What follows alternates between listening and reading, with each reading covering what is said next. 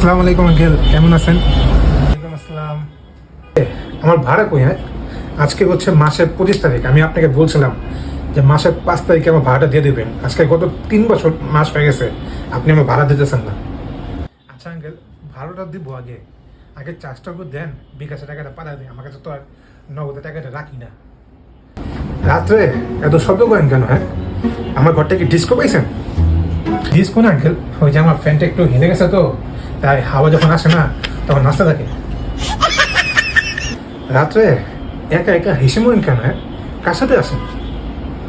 ভাইয়া, আমি ব্যাচেলর তো, কি করবো, একা তো, তাই নিজেই জোকস বলি এবং নিজের জোকসে নিজেই হাসি। কি করবো, সেলফ এন্টারটেনমেন্ট। আচ্ছা, রান্না বান্না করেন তো? বাসায় গন্ধ আসে না কেন? ভাইয়া, কষ্ট দেন কেন বলেন?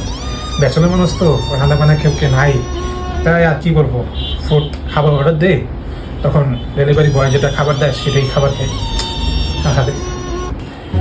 ঠিক আছে, আজকে আমার ভাড়া দিবেন, না আজকে আমার রুম থেকে বেরোবেন?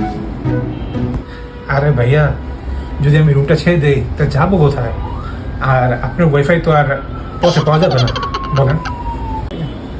কি বলি তুই? হ্যাঁ, আজকে আমার রুম থেকে বেরোবি? বেরো রুম থেকে।